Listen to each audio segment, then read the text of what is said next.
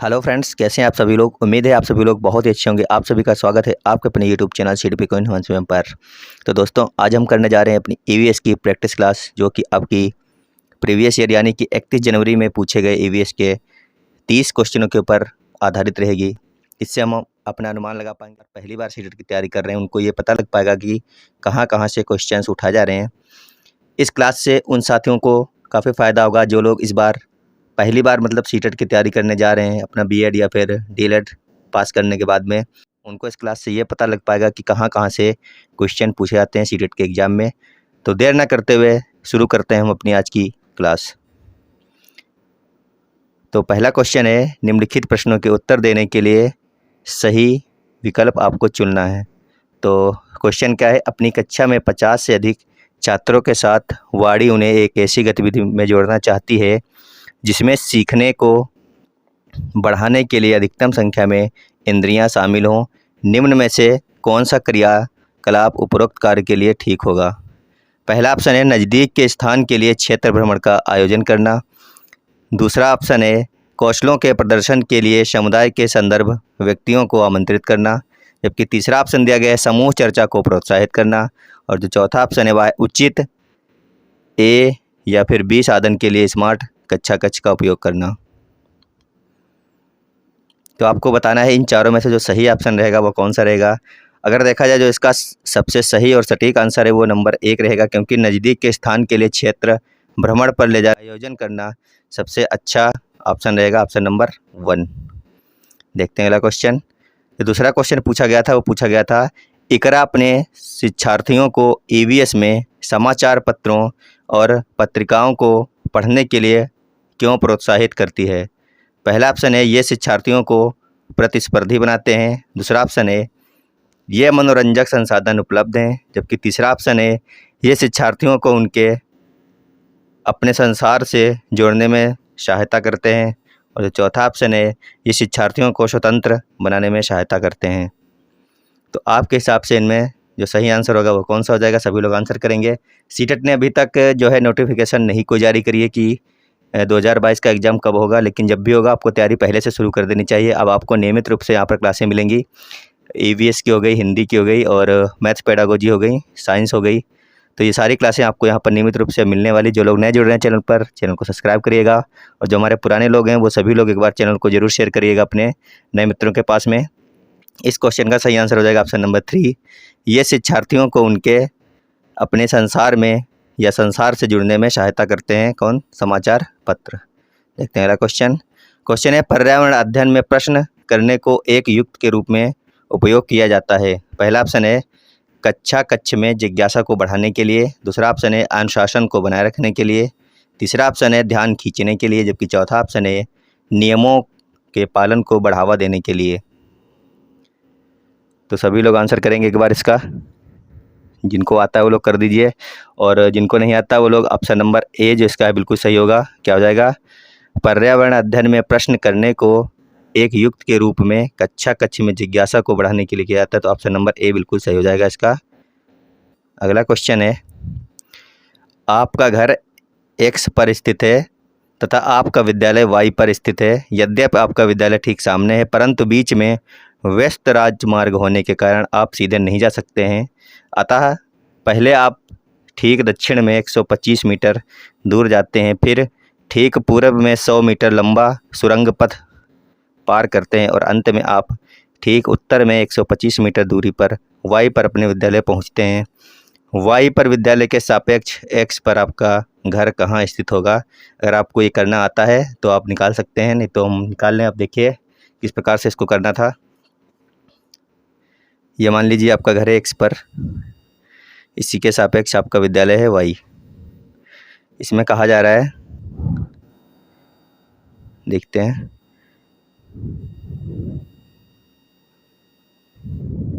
चलिए, तो आपको इसमें करना था,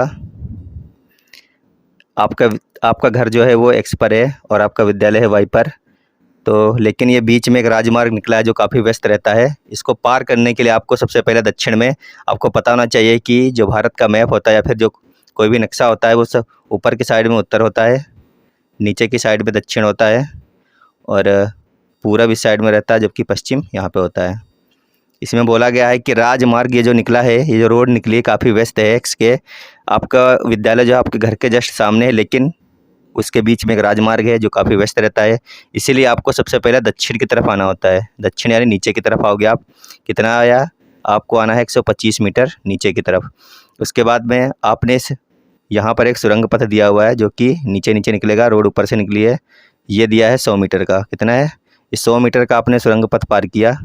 उसके बाद में ये आपका विद्यालय इसके सामने, लेकिन यहाँ से आपको फिर से उत्तर यानी ऊपर की तरफ 125 मीटर जाना है। आप यहाँ पे चले 125 मीटर, अब आपका विद्यालय आ गया यहाँ पर। फिर यहाँ से पूछ रहा है कि वाई पर, ये देखिए लिखा है वाई पर विद्यालय के सापेक्ष एक्स पर आपका घर कहाँ स्थित है। तो वाई के सापेक्ष देखा जाए तो एक्स, वाई यहाँ पर है पूरब में है, जबकि एक्स कहाँ पे है? पश्चिम में है।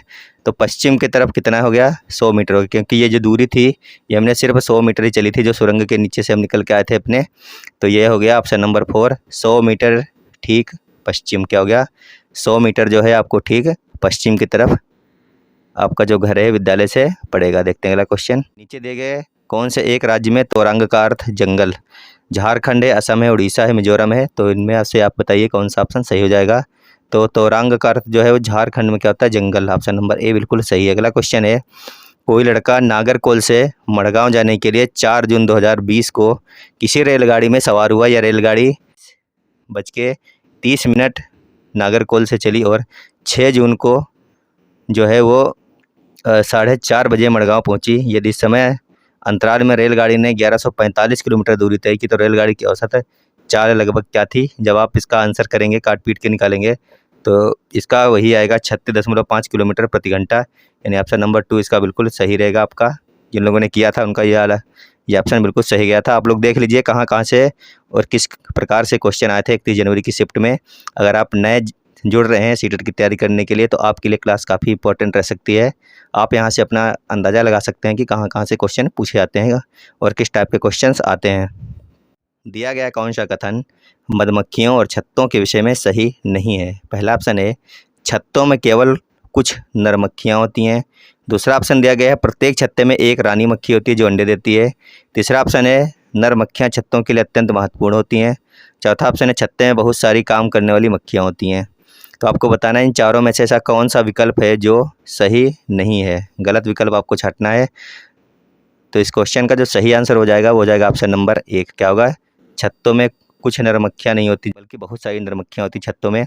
जो लोग चैनल पर नए जुड़ रहे हैं चैनल को जरूर सब्सक्राइब करिएगा और वीडियो को एक बार सभी के पास में आपको शेयर करना है। और आपको नियमित रूप से अब यहाँ पे क्लासें मिलने वाली हैं, क्योंकि एक दिन की या एक महीने की तैयारी से आप सीटेट नहीं पास कर पाएंगे। अगर आप 1 महीने या फिर 15 दिन पढ़ के सीटेट पास कर लेते तो फिर लोग सालों साल तैयारी ना करते। तो आपको नियमित रूप से बने रहना है और अपनी प्रैक्टिस को जारी रखना है। देखते हैं अगला क्वेश्चन। क्वेश्चन है आज हम मिर्च के बिना भोजन की कल्पना भी नहीं कर सकते, इसे व्यापारी हमारे देश में लाए। आपको बताना है कि ये जो मिर्च है ये हमारे देश में कहाँ से आई थी। पहला ऑप्शन है दक्षिण अमेरिका से, दूसरा ऑप्शन है अफगानिस्तान से, तीसरा ऑप्शन है इंग्लैंड से और जबकि चौथा ऑप्शन है दक्षिणी अफ्रीका से। तो क्वेश्चन नंबर 68 का जो आप सही आंसर है वो हो जाएगा ऑप्शन नंबर 4। ये मिर्च कहाँ से आई थी? दक्षिणी अफ्रीका से आई थी हमारे देश में। ऑप्शन नंबर 4 इसका बिल्कुल सही आंसर हो जाएगा। देखते हैं अगला क्वेश्चन।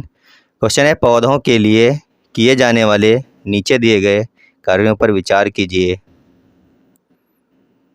जो पहला ऑप्शन है वह है पौधों को सहारा देना, दूसरा ऑप्शन है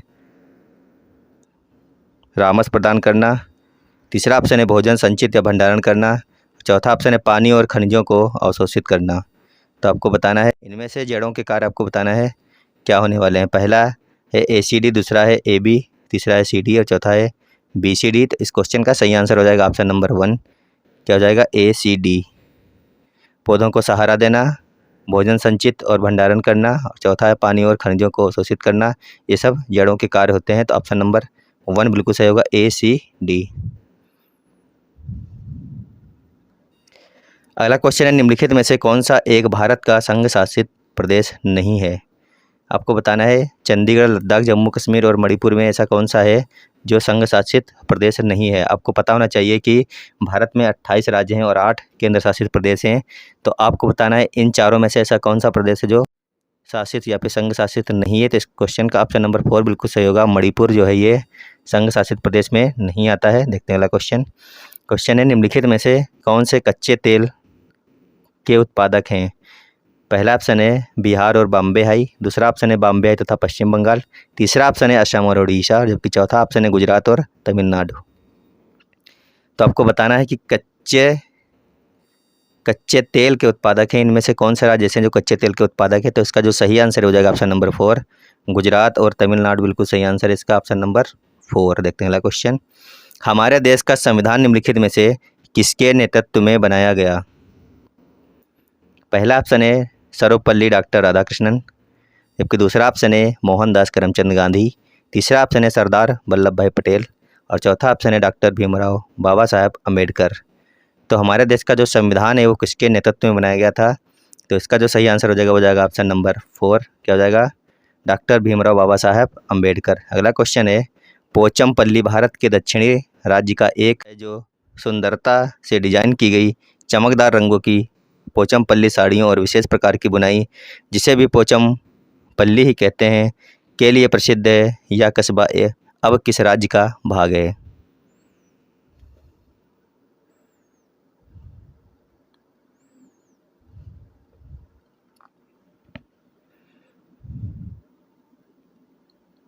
पहला ऑप्शन है तमिलनाडु, दूसरा है कर्नाटक, तीसरा है केरल और चौथा है तेलंगाना। तो इस क्वेश्चन का जो सही आंसर हो जाएगा वो ऑप्शन नंबर 4, यह कस्बा इस समय तेलंगाना का भाग है। किसका भाग है? तेलंगाना। ऑप्शन नंबर 4 बिल्कुल सही है, पोचमपल्ली तेलंगाना का भाग है।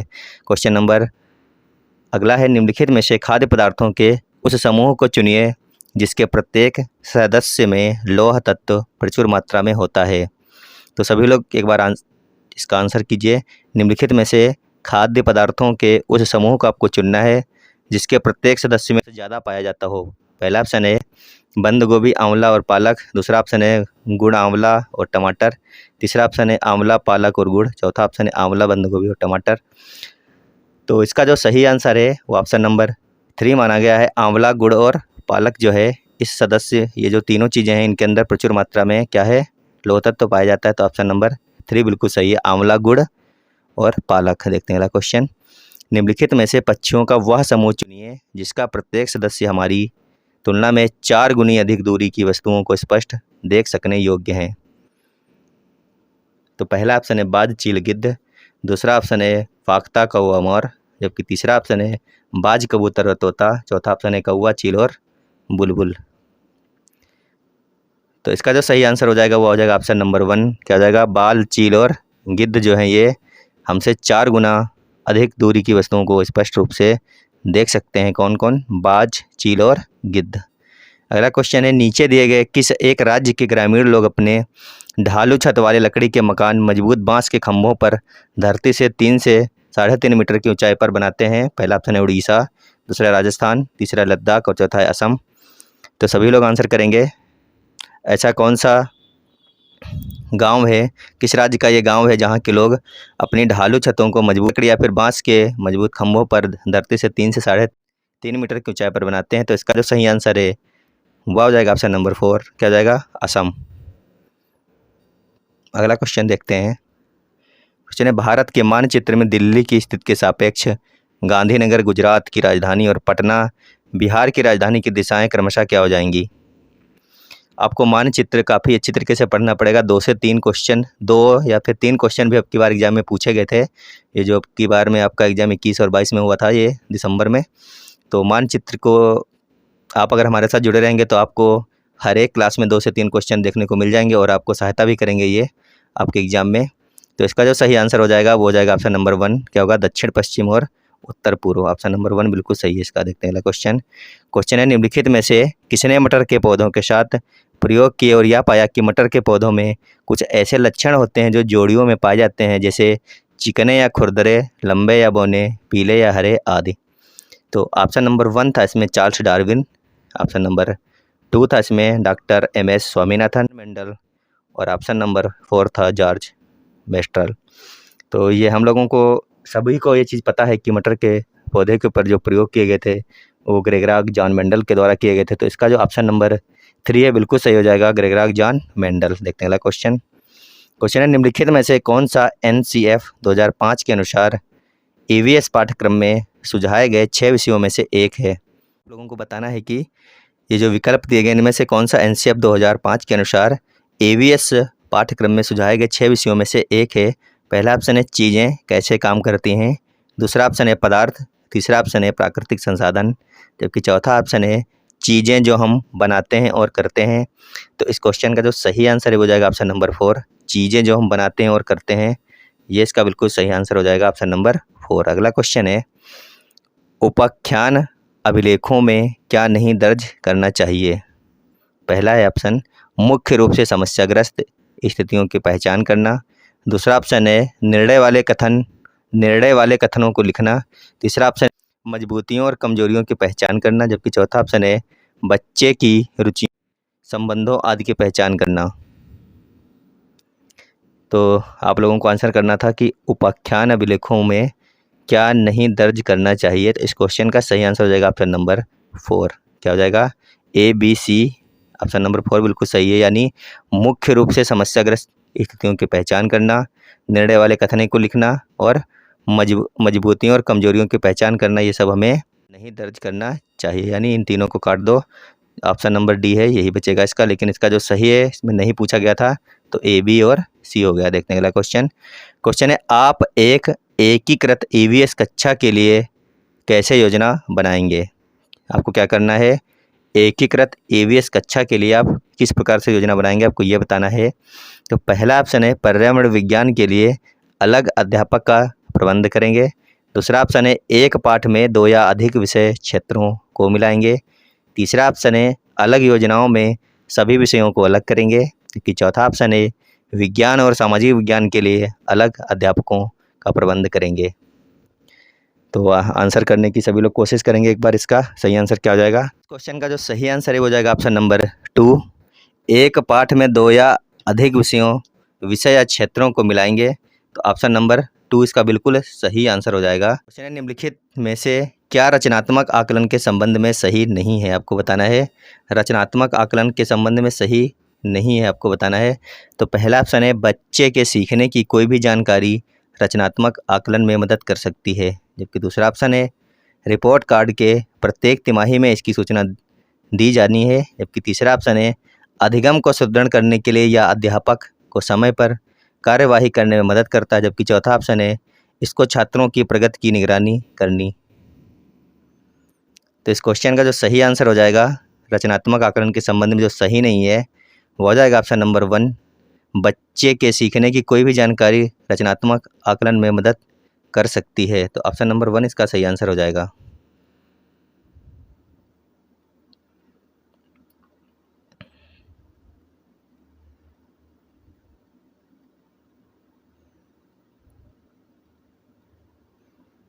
अगला क्वेश्चन है, स्मिता अपने शिक्षार्थियों को कार्य में संबंधित लैंगिक क्षमता और रूढ़िवादी छवियों के प्रति संवेदनशील करना चाहती है। स्मिता को निम्नलिखित में से अपनी कक्षा में क्या करना चाहिए। पहला ऑप्शन एक छात्र की मां को कक्षा में आमंत्रित करे जो ऑटो चालक है, दूसरा ऑप्शन है रूढ़िवादी मॉडलों को छात्रों को प्रस्तुत करे, जबकि तीसरा ऑप्शन है विभिन्न प्रकार के कार्यों के फ्लैश कार्ड दिखाए, जबकि चौथा ऑप्शन है केवल लड़कों से प्रतिदिन कक्षा को साफ करने को कहे। तो इस क्वेश्चन का सही आंसर हो जाएगा ऑप्शन नंबर 1। क्या हो जाएगा, एक ऐसे छात्र की मां को कक्षा आमंत्रित करे जो कि ऑटो चालक हो या फिर ऐसे कार्य करती हो जो उनको लगता हो कि सिर्फ मतलब कि लड़के ही कर सकते हैं, लड़कियां नहीं कर सकती हैं। तो इसका ऑप्शन नंबर 1 जो है बिल्कुल सही आंसर हो जाएगा। देखते हैं अगला क्वेश्चन नंबर नेक्स्ट है, कक्षा 5 के समयन आमतौर पर अपना दिया हुआ कक्षा का कार्य नहीं करते हैं। मुद्दे को हल करने का सबसे अच्छा उपाय हो सकता है उसे वैकल्पिक और आसान गृह कार्य दें, दूसरा है उसकी कठिनाई का पता लगाने और उसके अनुसार कक्षा कार्य को समायोजित करने के लिए उससे बात करें, जबकि तीसरा ऑप्शन है किसी दूसरे बच्चे को उसकी कक्षा के कार्य को पूरा करने में मदद करें, जबकि चौथा ऑप्शन है माता पिता से बात करें और उन्हें सलाह दें। तो काफ़ी अच्छा क्वेश्चन था। इस क्वेश्चन का जो सही आंसर हो जाएगा वो जाएगा ऑप्शन नंबर 2। क्या होगा, उसकी कठिनाइयों का पता लगाने और उसके अनुसार कक्षा कार्य को समायोजित करने के लिए उससे आपको बात करनी चाहिए। तो ऑप्शन नंबर 2 इसका बिल्कुल सही आंसर हो जाएगा। अगला क्वेश्चन है, मुस्कान ने परिवहन में डीजल वाहनों का उपयोग निषिद्ध होना चाहिए। क्या है? परिवहन में डीजल वाहनों का प्रयोग निषिद्ध होना चाहिए। मुस्कान जो है इस विषय पर एक वाद विवाद का आयोजन करती है। मुस्कान के द्वारा इस विषय पर कक्षा में वाद विवाद के आयोजन का क्या उद्देश्य आपको ये बताना है। मुस्कान एक लड़की है, उसने एक वाद विवाद किया अपनी कक्षा में। क्या क्या कि परिवहन में डीजल वाहनों का उपयोग निषेध या फिर इन पर रोक लगनी चाहिए। तो उसका इस वाद विवाद करने का क्या उद्देश्य था आपको ये बताना है। तो इसका जो पहला ऑप्शन है वह है यह इस मुद्दे पर छात्रों को कई दृष्टिकोण की सराहना करने में मदद करता है। जबकि दूसरा ऑप्शन है वह पूरी तरह से परिवहन में डीजल वाहनों पर प्रतिबंध लगाने की आवश्यकता पर छात्रों को संवेदनशील बनाना चाहती है। जबकि तीसरा ऑप्शन है यह छात्रों के विचारों को जानने और चौथा ऑप्शन है वह आधुनिक वाहनों के उपयोग के लाभों पर छात्रों को संवेदनशील बनाना चाहती है। तो इस क्वेश्चन का देखा जाए जो सही आंसर हो जाएगा वो जाएगा ऑप्शन नंबर 2। क्या होगा? वह पूरी तरह से परिवहन में डीजल वाहनों पर प्रतिबंध लगाने की आवश्यकता पर छात्रों को संवेदनशील बनाना चाहती है। तो ऑप्शन नंबर 2 इसका बिल्कुल सही आंसर हो जाएगा। देखते हैं अगला क्वेश्चन है ईवीएस में मानचित्रण कौशल। पहला ऑप्शन है स्थानों की सापेक्ष स्थिति की समझ को विकसित करता है। दूसरा ऑप्शन है लैंडस्केप खींचने के कौशल को विकसित करता है। जबकि तीसरा ऑप्शन है पूर्वानुमान और गणना के कौशल को विकसित करता है। जबकि चौथा ऑप्शन है रिकॉर्डिंग कौशल को विकसित करता है। तो आपको बताना है कि ईवीएस में जो मानचित्रण होता है वो किस प्रकार के कौशल को विकसित करता है। तो जो सही आंसर इसका वो हो जाएगा ऑप्शन नंबर 2 यानी कि 3 इसका सही आंसर हो जाएगा। पूर्वानुमान और गणना के कौशल को विकसित करता है जो मानचित्र कौशल होता है वो। देखते हैं अगला क्वेश्चन है ईवीएस की एकीकृत प्रकृति सहायक है। आपको बताना है कि ईवीएस की जो एकीकृत प्रकृति है वो किस में सहायक है। पहला ऑप्शन है दी गई सूचनाओं और विवरणों से सीखने में। दूसरा ऑप्शन है पाठ्यचर्या के भार को कम करने और विशिष्ट प्रकरणों को पेश करने में। जबकि तीसरा ऑप्शन है पाठ्यचर्या के भार को कम करने और शिक्षार्थियों को सार्थकतापूर्वक सीखने में। जबकि चौथा ऑप्शन है शिक्षार्थी केंद्रित उपागम का पालन करते हैं और संकल्पनाओं की अधिक संख्या का परिचय देने में। तो इसका सही आंसर हो जाएगा ऑप्शन नंबर 4। क्या होगा? शिक्षार्थी केंद्रित उपागम का पालन करते और संकल्पनाओं की अधिक संख्या का परिचय देने में ईवीएस की एकीकृत जो प्रकृति होती है वह सहायक होती है। ऑप्शन नंबर 4 बिल्कुल सही आंसर हो जाएगा। इसका अगला क्वेश्चन है निम्नलिखित में से क्या ईवीएस में आकलन का एक व्यापक संकेतक नहीं है। बताना क्या है कि निम्नलिखित में से क्या ईवीएस में आकलन का एक व्यापक संकेतक नहीं है। तो पहला ऑप्शन है अवधारणा मानचित्रण। दूसरा ऑप्शन है सहयोग। तीसरा है न्याय के प्रति सरोकार। चौथा ऑप्शन है समानता के प्रति सरोकार।